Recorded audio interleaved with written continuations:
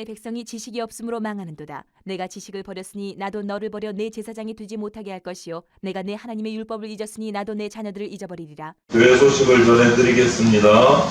예배 시간 10분 전에는 도착하여 은혜를 사모하며 예배로 나갑시다. 오늘도 가실 때 전도용 팝콘이 현관 앞에 준비되어 있습니다. 2봉지씩 가지고 집에 가실 때 전도하시기를 바랍니다. 예수님 오심을 기다리는 대강절 셋째 주일입니다. 주보 내면의 대강절 칼럼을 통해서 성탄의 의미를 되새기며 예수님의 오심을 회개와 순종으로 준비하는 기간이 되기를 바랍니다. 예배 후에 예결산 준비 모임으로 재정부 모임을 합니다. 재정부원들께서는 목양실로 잠시 모여주시기를 바랍니다. 그리고 2022년 이제 마지막 2주간 교회 일정을 알려드립니다. 모두 함께 예수님 오심을 기뻐하면서 한 해 동안 받은 은혜 기억하고 감사를 나누는 모임이 되기를 소망합니다. 성탄 전야 축하 행사 선물 교환도 합니다. 12월 24일 토요일 오후 7시 30분 교육관에서 진행합니다. 그리고 성탄 축하 예배 새해 달력 그때 나눕니다. 12월 25일 주일 오전 11시 본당에서 예배드립니다. 그리고 송구 영신 예배 성찬식과 새해 말씀 카드 받기 순서도 있습니다. 12월 31일 토요일 밤 11시 본당에서 예배드립니다. 성탄 전야 선물 교환 있다고 말씀드렸는데 이 행사는 예수님 오심을 함께 나누면서 기쁨을 나누는 행사입니다. 그래서 모두 함께 동참하면 좋겠습니다. 다음 주일은 우리 신년도 2023년 목회 방향을 설명하고 듣고 또 직분자를 임명하는 시간입니다. 모두 빠짐없이 예배에 참석해 주시고 오늘 함께하지 못한 지체들도 연락하셔서 함께할 수 있도록 그렇게 해주시면 감사하겠습니다. 지금까지 우리는 하나님을 알 때 라는 제목을 가지고 우리 삶 속에서 하나님을 알면 어떤 변화들이 있는가를 몇 주 동안 살펴봤어요. 첫 번째 영적 성장이 있고, 두 번째 영생을 얻고, 지혜와 명철을 얻고, 은혜와 평강을 누리게 되고, 성품이 변화돼서 강하고 용맹한 그러한 삶을 살아갈 수 있게 됐다. 그 축복을 누리게 된다. 하나님을 알면 그 말씀을 나눴습니다. 이제 그렇다면 반대도 나눠보려고 해요. 반대도. 하나님을 그럼 알지 못하면 그냥 쭉 살아가면 되는가? 아무 일 없는가? 뭐 축복도 안 받, 그냥 살지 뭐. 지금도 편안한데 뭐. 하나님을 알지 못할 때 어떤 일이 일어나는지도 우리가 알아야 조심하고 경계할 수 있어요. 어떤 일이 그렇게 일어나는지 오늘 살펴볼 겁니다. 하나님을 알지 못하면 크게 말하면 하나님의 축복을 누릴 수가 없습니다. 뿐만 아니고 돈피팜 삶을 살게 된다. 요번 주, 다음 주, 2주에 걸쳐서 우리가 말씀을 나눌 텐데요. 4가지예요. 하나님을 알지 못하면 우리에게 닥치는 모습들이. 가장 먼저 나오는 것은 하나님을 알지 못하면 영적인 감각을 상실해버립니다. 우리는 영혼을 가진 사람인데 영적 감각이 사라져버려요. 두 번째는 쉽게 죄를 범하고 실패하는 삶을 살게 됩니다. 하나님을 알지 못하면. 세 번째는 우리 삶의 생활의 전반적인 부분이 부패하게 돼요. 부패하게 돼요.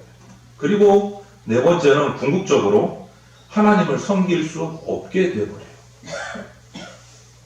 두려운 말씀 4가지가 있어요.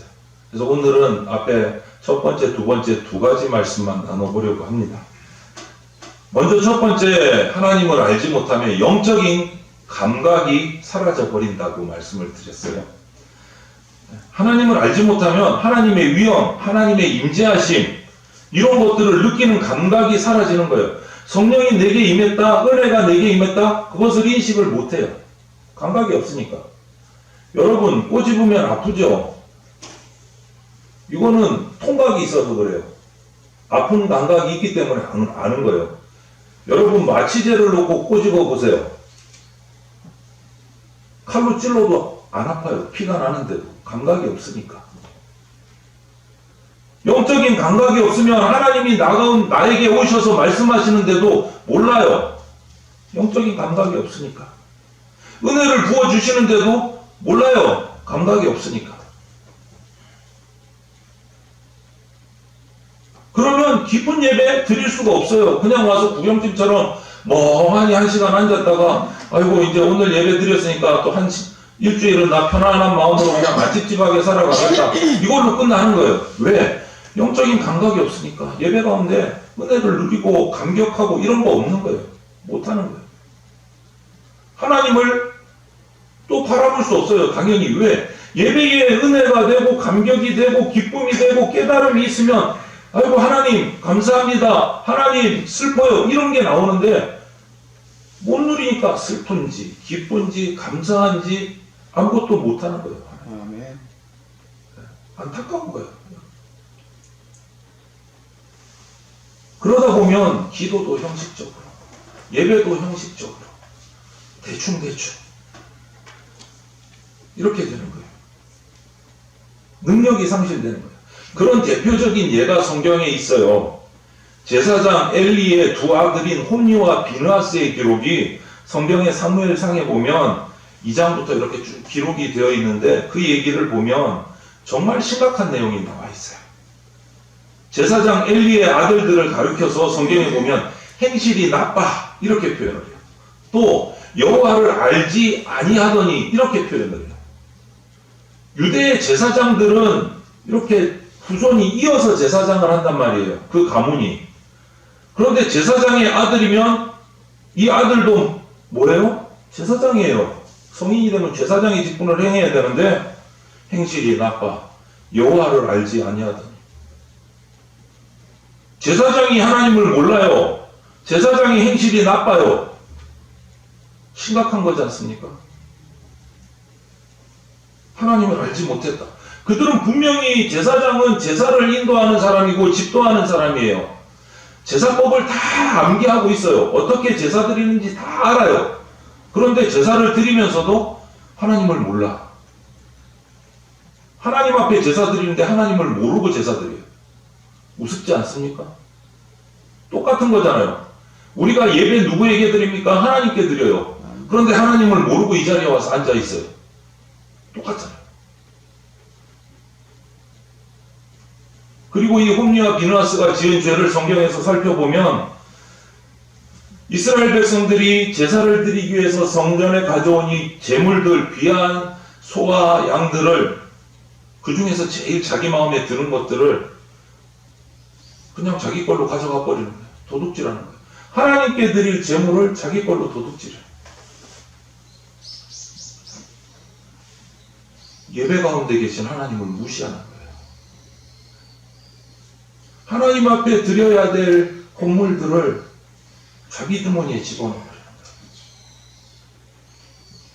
오늘날도 똑같잖아요. 하나님을 알지 못하는 사람은요, 11조며 헌금이며 하나님 앞에 서약한 것들을 요거 반만 드리지 뭐 내 주머니로. 생활이 힘드니까. 똑같은 거예요. 그냥 예배가 행위예요. 종교적으로 주일 됐으니까 가서 예배 드려야 되겠다. 수요일 됐으니까 예배 드려야 되겠다. 뭐 그냥 예배 시간 됐으니까 가는 거예요. 예배 시간 됐으니까. 이것에 대해서 성경은 이렇게 말합니다. 이 소년들의 죄가 여호와 앞에 심히 크다. 이렇게 표현하고 있어요. 여호와 앞에 심히 크다. 이 죄가 심각한 죄라는 거예요. 심각한 죄. 하나님을 알지 못하기 때문에 제사장의 아들들인 이 제사장들이 예배가 무슨 의미인지 알지 못했어.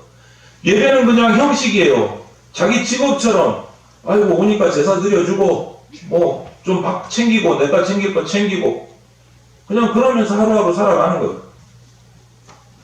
그냥 예배 시간에 오면 아유 목사님 목소리 좋다. 아이고 찬양 읽기 좋다. 난 노래 좋아하니까 이걸로 끝나는 거예요. 이걸로 끝나는 거예요. 하나님께서 그 예배 가운데 임재하신다는 것, 하나님이 얼마나 위엄을 가지신 분이라는 것, 이거 알지 못하는 거예요. 하나님을 알지 못하니까 이 홈니와 비느하스 같은 일이 벌어지는 거예요.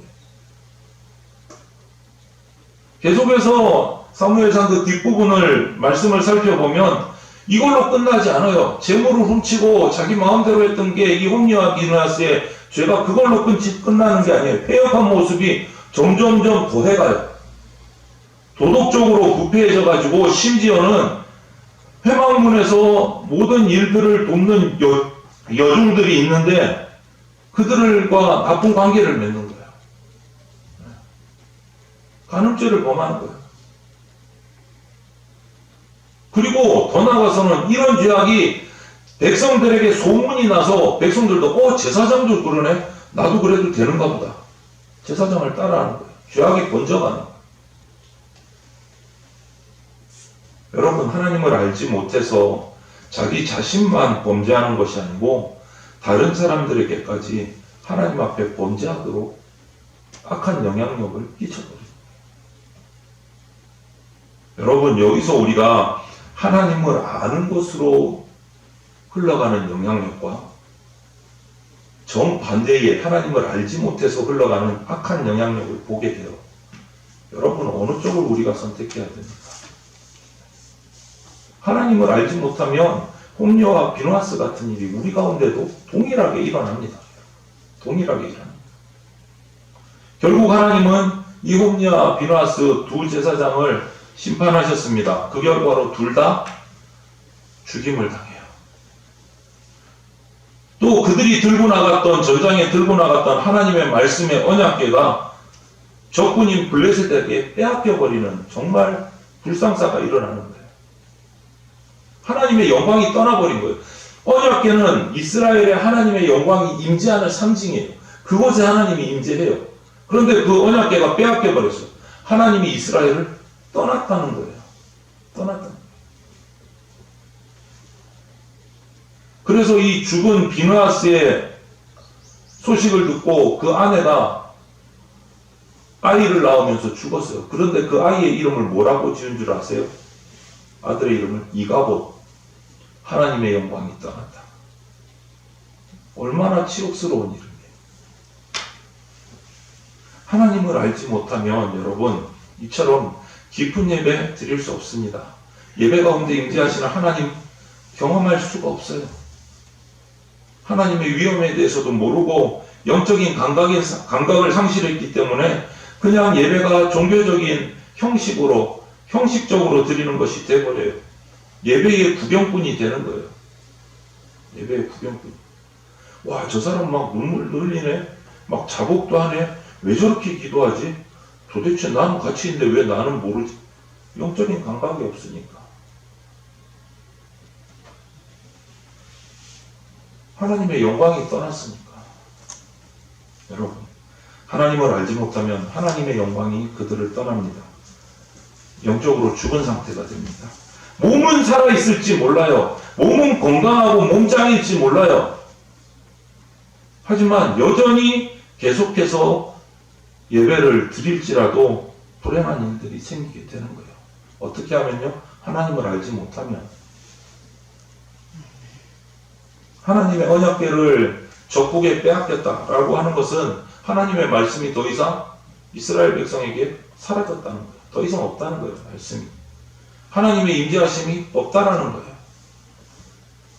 하나님의 말씀을 통해서 더 이상 내가 깨달음을 얻지도 못하고 감동하지도 못하고 기쁨을 누리지도 못한다는 거예요.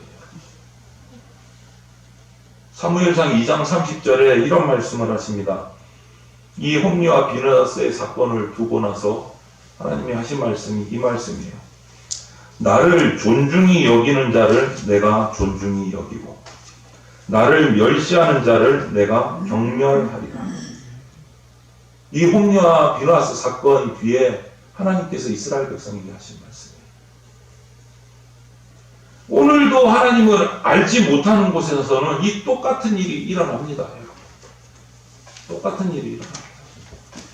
하나님의 백성들이 하나님을 알지 못하고 영적인 감각을 상실하게 되면 하나님의 임재가 떠나요. 하나님의 말씀의 계시도 떠나요. 영적으로 죽은 상태가 돼요. 감각이 없는 거예요. 그리고 하나님의 영광을 가리게 돼요. 이것이 하나님을 알지 못할 때 일어나는 첫 번째 비극이에요. 우리가 참으로 무섭게 두렵게 이 말씀을 받아야 합니다. 그리고 두 번째, 하나님을 알지 못하면 영적인 감각이 상실됐기 때문에 따라서 일어나는 일이 뭐냐? 쉽게 범죄합니다. 그리고 죄를 짓다 보니까 실패하게 돼요. 그러면 원수의 조롱거리가 됩니다. 원수에게 포로되는 삶을 살게 됩니다. 여러분, 예수 믿는다고 하는 사람이 범죄하면 더 많은 욕먹는 거 여러분 잘 아시잖아요. 뉴스에서 한두 번 보세요. 우리나라 참 많잖아요. 더 조롱거리, 더 손가락질 받아요. 왜 그렇습니까? 예수 믿는 사람, 예수님을 따르는 사람은 영적인 감각이 살아있어서 죄를 두려워해야 되는데 그렇게 못하니까 손가락질 받는 거예요. 실패하는 거예요.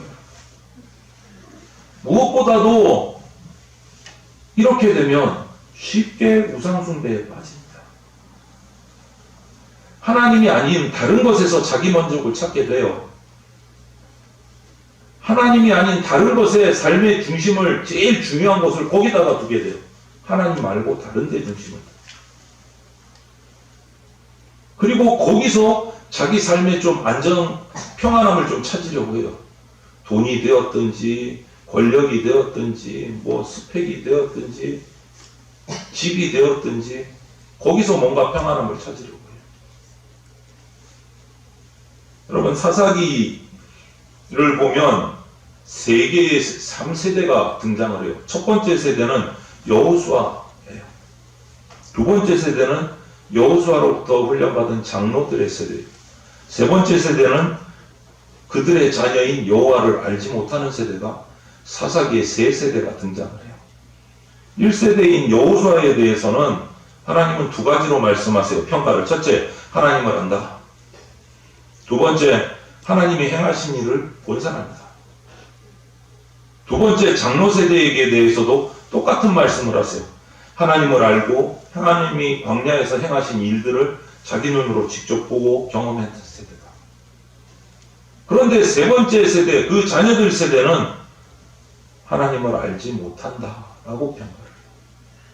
하나님을 알지 못한다. 하나님께서 행하신 일을 경험하지 못했을 뿐 아니라 하나님의 임재를 경험하지도 못했다. 여러분, 우리의 자녀 세대가 될 수 있어요. 두려움으로 그들에게 말씀을 전해야 돼요. 정말 여러분들 공부 안 하면 회초리 들잖아요. 공부 안 하면 용돈 안 주잖아요. 성적 떨어지면 얼마나 괴롭힙니까, 부모님들. 하나님 말씀 모르는데 그 정도로 해보시는 분 손 들어보세요. 내 자녀들이 예배 안 드리고 예배 시간에 졸고 하나님 말씀 제대로 암송 못했을 때 회초리 들어보신 분 손 들어보세요. 왜 그렇게 안 하세요? 뭐가 중요하세요? 여러분은 그렇게 부모님으로부터 훈련 받아보신 분 안 계세요? 저는 가정예배 늦잠 자다가 늦게 가면 아버지가 한 끼 금식시키시더라고요. 초등학교 때 뭣도 모르는데. 예배 마치고 또 자려고 후다닥 나가다가 성경을 뛰어넘어가면 하루 금식시키시더라고요. 고난주간에 학교 수학여행이 걸렸어요. 소풍이 걸렸어요. 담임선생님한테 전화해요. 우리 아들은 고난주간이라서 소풍 못 갑니다. 결석 처리하십시오. 저는 그렇게 훈련 받았어요.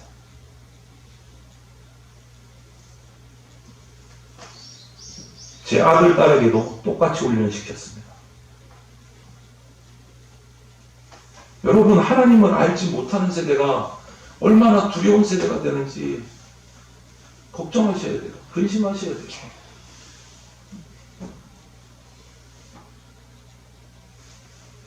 이 3세대 하나님을 알지 못하는 자녀 세대는요, 1세대 여호수아, 2세대 장로님들이 살아계실 때는 그냥 형식적으로 하나님을 섬겼어요. 아버지가 장로님들이 예배 간다고 그러니까 따라가는 거야. 안 가면 혼나니까 갔어요. 적어도 그때는 하나님 앞에 예배에 나갔어요. 그런데 그걸로 끝이었어요. 가기는 갔는데 하나님을 못 만났어요. 그리고 여호수아가 죽었습니다. 장로님들이 다 죽으셨어요. 자기 마음대로 해갑니다. 하나님의 일을 알지 못하는 세대가 일어난 거예요. 이런 말씀이 있어요. 사사기 2장에 이스라엘 자손이 여호와의 목전에 악을 행하여 바알을 섬기며 애굽 땅에서 그들을 인도하여 내신 그들의 조상들의 하나님 여호와를 버리고 다른 신들 곧 그들의 주위에 있는 백성의 신들을 따라 그들에게 절하여 여호와를 진노하시게 하였으되 곧 그들이 여호와를 버리고 바알과 아스다롯을 섬겼으므로 우상 숭배가 바로 즉시 나타났어요. 세상에 좋은 것들로 눈이 돌아가는 거예요. 제대로 훈련 못 받았으니까. 그 모습을 보시고 하나님의 반응이 이렇습니다.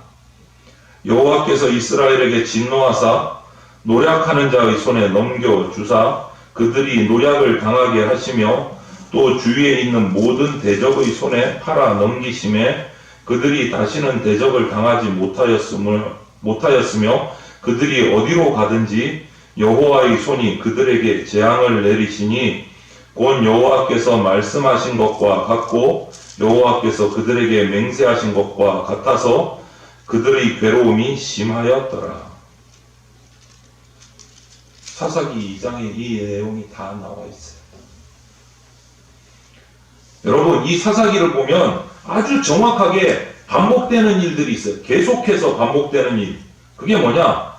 타락, 포로, 회개, 구원. 타락, 포로, 회개, 구원. 이게 계속 돌아가요. 계속 반복이 돼요. 이 네 가지가. 여호수아가 죽으면서 이스라엘 백성들은 타락의 길로 갑니다. 우상숭배해요. 그 결과 하나님의 징계를 받아서 적군들에게 포로가 돼서 고통을 당합니다. 고통당하니까 아프잖아요. 그때서야 정신 차리고 하나님 잘못했습니다. 회개합니다. 그러면 또 하나님 마음 약하셔가지고 온니엘과 같은 사사들을 보내셔서 구원받게 해서 또 평안히 살게 해주십니다. 한두 번 했으면 우리나라도 이런 거 있잖아요. 삼세판이라고. 3번 잘못했으면 정신 차리고 이제 더 이상 안 해야 되는데 그게 안 되더라고요. 계속 반복해요. 이거를. 구원해 놓으시면 또 타락해요. 또 포로돼요. 또 회개해요. 또 구원해 주세요. 20, 30년마다 이걸 계속 반복하고 있는 거예요. 사사들이 살 동안은 하나님을 섬기다가 사사가 죽으면 또 타락하고 또 포로되고 또 회개하고 또 구원받고. 여러분, 사사기에 이런 생활이 계속 반복되는 원인 2가지를 말하는데, 첫째가 뭐냐? 하나님을 아는 세대가 다 죽었기 때문입니다. 그들 이후에 일어난 자녀 세대가 하나님을 알지 못했다. 하나님이 이스라엘을 위해서 행하신 일도 몰랐다. 이게 2가지 원인. 제대로 하나님을 아는 부모 세대가 교육하지 못한 것, 첫 번째 원인. 그리고 교육받지 못한 세대가 하나님을 알지 못했기 때문에, 대충 배웠기 때문에 또 이런 일이 일어난다. 2가지예요. 여러분, 하나님을 알지 못하기 때문에 죄를 범하게 되고 결국은 원수들에게 사로잡혀서 고통당하게 된다. 하나님을 알지 못하기 때문에 영적인 감각이 상실되고, 영적인 감각이 상실되기 때문에 죄에 대해서 둔감해지고 세상의 좋은 것들로 시선이 가고 따라가게 되는 거예요. 죄를 지어도 자기가 죄 지었는지 몰라요. 지금 잘못했는지 몰라요. 이렇게 해야 성공하고 이게 바른 길이라고 생각을 해요. 왜? 영적인 감각이 사라졌거든요. 분별력이 없어진 거예요. 내가 의지해야 할 뿐, 내가 사모해야 할 뿐, 내가 따라가고 추구해야 될 뿐이 하나님이여야 하는데 하나님이 아니고 우상에게로 들어가요. 영적인 감각이 상실되었기 때문에 죄로 빠지는 거예요. 자기가 좋아 보이는 것으로 따라가요. 사사시대의 평가를 뭐라고 하는 줄 압니까? 자기 소견에 옳은 대로 행하였다. 옳은 거래요. 근데 기준이 뭐예요? 자기 마음이야. 내 마음에 좋으면 다 옳은 거예요. 내 마음에 좋으면. 사사시대의 평가가 그거예요. 자기 소견에 옳은 대로 행하였다. 여러분, 이렇게 살면 성공할 것 같습니까? 이렇게 가면 행복합니까? 이렇게 가면 구원 받습니까? 그들은 어느 순간인가부터 포로되어서 사로잡혀서 고통받기 시작했어요. 자기 소견에 옳은 대로 행하다가. 포로 생활은 다양해요. 요즘에는 뭐 쳐들어와서 잡아가고 그런 거 없죠. 다른 게 더 무서운 포로가 있어요, 여러분. 정서적으로 포로가 돼요. 정신적으로 포로가 돼요. 육체적으로 포로가 돼요. 어디에? 너무 많아. 미디어며 재물이며 권력이며 명예며 이런 데 다 포로가 돼가지고 거기에 묶여서 꼼짝달싹 못해요.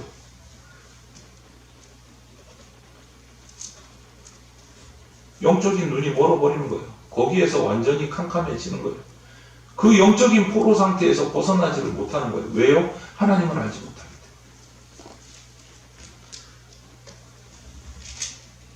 때문에. 여러분, 어떤 분이 그러시더라고요. 예전에 저 청년 때 정말 들었어요.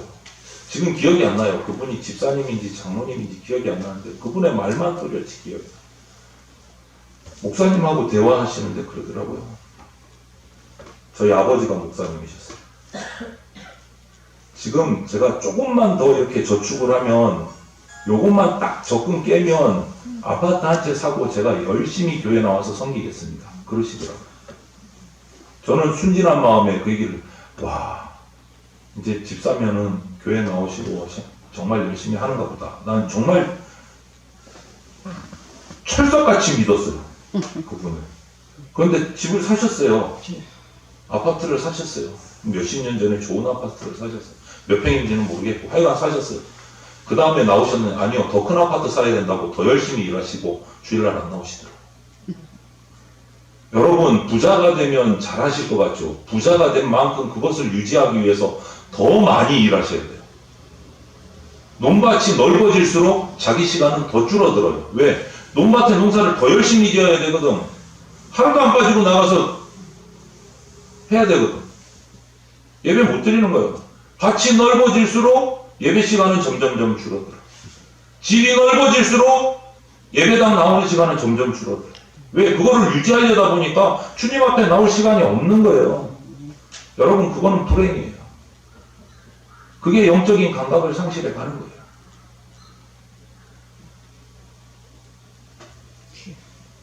여러분, 여호수아가 죽은 뒤에 사사기에 보면 온니엘부터 삼손까지 많은 사사들이 계속 나옵니다.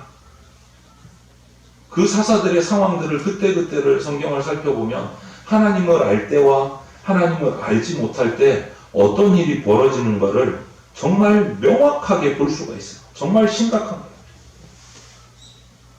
하나님을 아는 백성들은 승리하고 선한 영향력을 끼치는데 하나님을 알지 못하는 상황이 되면 패배하고 원수들에게 포로가 되어지고 붙잡혀서 사는 삶이 된다는 거예요. 여러분, 일반적으로 1세대, 2세대, 3세대 이렇게 말씀을 드렸는데 우리 부모 세대, 또 우리 세대, 우리 자녀 세대, 1세대, 2세대는 대체적으로 보면 우리나라도 고생 많이 하신 분들이에요. 힘든 우리나라의 역사를 6.25 일제시대를 다 거쳐오신 정말 가난한 우리나라를 일으켜 세우신 분들이에요. 눈물도 많이 흘리고 땀도 많이 흘리고 피땀을 흘려서 수고하신 분들이에요. 아무것도 없는 데서 시작해서 방 한 칸에서 그냥 복닥복닥 여럿이 일국과 살기도 하고 밤잠 못 자면서 일하신 분들이에요. 왜 그랬습니까? 우리 가족을, 우리 가문을 일으켜 세워서 내 자녀에게는, 내 손주들에게는 이렇게 안 살게 해야지. 이렇게 안 살게 해야지. 좋은 집 짓고 좋은 것 먹고 이렇게 평화롭게 살게 해야지. 그 목적을 가지고 평생을 수고하신 분이 1세대, 2세대 분들이에요. 그래서 오늘 우리의 자녀들 보세요. 좋은 집에 삽니다. 평화롭게 삽니다. 재미있게 삽니다. 없는 거 없이 삽니다. 좋은 환경을 다 넘겨받았습니다. 그런데 여러분, 그게 다 된 게 아니잖아요. 그게 다 된 게 아니잖아요. 그런 것들 다 만들어 놓고 거기까지 다 물려주었다 하더라도 우리의 자녀 세대가 하나님을 알지 못하면, 하나님을 알지 못하고 하나님이 우리를 통해 우리 가문에 해주신, 우리 교회에 해주신 일을 알지 못하면 그 모든 환경이 다 갖추어져 있어도 이것처럼 두렵고 심각하고 어두운 일이 없는 거예요. 제일 중요한 건 뭐냐? 하나님을 아느냐? 하나님이 나에게 행해 주신 일들을 알고 있느냐? 이거예요. 환경에 취해가지고 이제 편안하다, 이게 아니고 하나님을 아는 것으로 하나님이 주시는 하늘의 평안을 누리는 게 더 중요합니다. 더 중요합니다. 예수님의 관심은요, 세상을 바꿀 수 있는 사람들에게 있어요. 하나님을 아는 사람들이 바로 예수님께서 보고 계시는 분들이에요. 사용하시는 분들이에요. 누가복음 14장에 이런 말씀이 있습니다. 수많은 무리가 함께 갈새 예수께서 돌이키사 이르시되 누구든지 자기 십자가를 지고 나를 따르지 않는 자도 능히 내 제자가 되지 못하리라. 이와 같이 너희 중에 누구든지 자기의 모든 소유를 버리지 아니하면 능히 내 제자가 되지 못하리라. 이렇게 말씀하셨어요. 예수님은요, 단순히 많은 사람들이 예수님 따르는 거, 오늘은 몇 명 따랐나? 오늘 몇 명이 와서 내 말을 들었나? 이게 관심이 아니에요. 그 가운데 오늘 말씀을 듣고 예배한 사람들 가운데 누가 제자 되기로 결단하였는가? 그게 예수님의 중심이었어요. 예수님과 함께 세상을 바꿀 사람, 세상에 영향을 받는 사람이 아니라 세상에 하나님의 복음으로 선한 영향력을 흘려보낼 사람을 찾고 계시는 거예요. 그런 사람이 예수 그리스도의 제자예요. 이 말씀은 그때나 지금 이 시간이나 앞으로도 변함없이 똑같습니다. 예수님은 제자를 찾으십니다. 자기 십자가를 지고 예수 그리스도의 십자가를 따를 제자를 찾고 계세요. 누가 자기를 부인하고 겸손하게 주님을 따르실 것인지 그거 묻고 계신 거예요, 여러분. 하나님을 아는 세대가 일어나야 우리 교회를 바꾸고 가정을 바꾸고 세상을 바꿀 수 있어요, 여러분. 알지 못하는 세대가 되면, 하나님을 알지 못하는 세대가 되면 그냥 살다가 죽는 게 아니고 세상의 포로가 돼서 세상 속에 끌려 들어가서 비참한 인생을 살게 된다는 거예요. 중간은 없어요. 중간은 없어요. 예수 그리스도의 제자가 되든지 영광스러운 하늘의 백성이 되든지 알지 못해서 사탄의 포로가 되든지 둘 중에 하나예요. 중간은 없어요. 두려워야 됩니다. 우리가 말씀 앞에서 하나님을 아는 사람이 일어나야 합니다. 겸손한 사람이 일어나야 됩니다. 나의 한계가 있다는 것을 요즘 전도서 묵상하잖아요. 인간은 한계가 있다. 죽음 앞에서는 그 누구도 어떻게 할 수 없다는 이 한계를 알고 하나님 앞에 납작 엎드리는 사람이 겸손한 사람이에요. 하나님은 그런 사람을 원하세요. 오늘 시대가 바로 그런 사람이 일어나야 되는 세대이고 저와 여러분들이 그렇게 살아야 되고 우리 자녀들을 그렇게 세워가야 돼요. 그렇게 세워가야 돼요. 이 사사기 말씀은 우리 개인, 우리 교회를 향해서 주시는 말씀이에요. 우리 교회의 앞날 누가 이끌어갑니까? 목사요? 장로님이요? 누가 이끌어갑니까, 여러분? 모든 성도가 깨어 있어야 돼요. 모든 성도가. 정말로 주님을 아는 일에 힘써야 됩니다. 월드컵 좋아하시는 분들, 젊은 친구들 보는데 이 중에도 보시는 분들 계시는가 모르겠는데 우리나라가 16강까지 올라갔어요. 대단한 결과를 냈어요. 그 선수들과 감독이 하나로 똘똘 뭉쳐서 연습하고 훈련한 결과가 나타나는 거예요. 똑같이 생각하십시오. 우리 대전 장로교회요. 부족하지만 제가 감독이라고 생각을 하세요. 여러분이 세상에서 뛰는 선수라고 생각하세요. 우리가 하나로 똘똘 뭉쳐서 말씀으로 훈련되고 연습하지 않으면 저요. 집니다. 사탄과의 전쟁에서 집니다. 훈련하셔야 돼요. 말씀에 묵상하셔야 돼요. 온 교회가 깨어 있어야, 주님을 아는 일에 힘써야, 우리의 자녀들에게 똑같이 훈련시켜야, 하나님을 알도록 가르쳐야 해요. 그래서 예수 그리스도가 제자가 돼야 이길 수 있단 말이에요. 지난주까지 말씀드린 그 많은 축복들을 누리게 된다. 권면합니다. 도전합니다. 여러분, 하나님이 사랑하시는 여러분, 제자로 부르시는 여러분, 우리 모두가 하나님의 말씀으로 훈련된 사람, 연단된 사람, 하나님을 잘 아는 사람으로 주님 앞에 엎드리시기를 원하고 예수 그리스도의 제자로 쓰임받는 복된 성도들, 하나님을 알므로 앞에 누린 그 많은 축복들을 누리는 그러한 성도들 다 되시기를 주님의 이름으로 축원을 드립니다. 아멘. 함께 기도드리겠습니다. 사랑이 많으신 하나님 감사합니다. 오늘도 주님 앞에 나와 우리가 예배합니다. 우리가 하나님을 깊이 알아가는 자 되기를 소망하게 하여 주시옵소서. 그냥 그저 그렇게 대충 살다가 가면 되겠지라는 생각 떨쳐버리게 하여 주시옵소서. 주님을 알지 못했을 때 내 영적인 감각이 사라지고 죄에 빠져들어가고 범죄하게 되고 사탄의 포로로 이 인생을 살아가게 됨을 잊지 않고 기억하여서 이 두려움을 이겨내고 하나님을 아는 자로 영생의 축복을 누리며 지혜와 명철을 가지고 강하고 용맹한 인생, 세상을 정복하고 다스리는 인생으로 예수 그리스도의 제자로 살아가게 하여 주시옵소서. 이 훈련들을 우리의 자녀 세대까지 우리가 기도하며 그들을 잘 양육하여서 그들도 주님을 아는 자로 복된 자로 살아가게 하여 주시옵소서. 주님, 우리를 세우시고 주님을 아는 자로 세우시고 주님을 알지 못해서 떨어지는 이 안타까운 모습 가운데 우리 백성들 단 한 명도 그 자리에 서지 않도록 주님 은혜를 베풀어 주시옵소서. 감사드리며 예수 그리스도 이름으로 기도드립니다. 아멘. 기도드리겠습니다.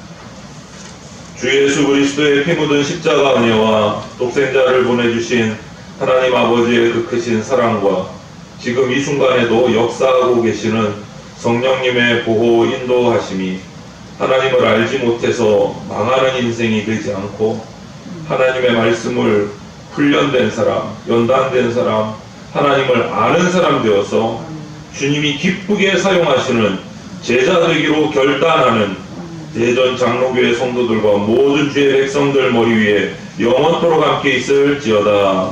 아멘.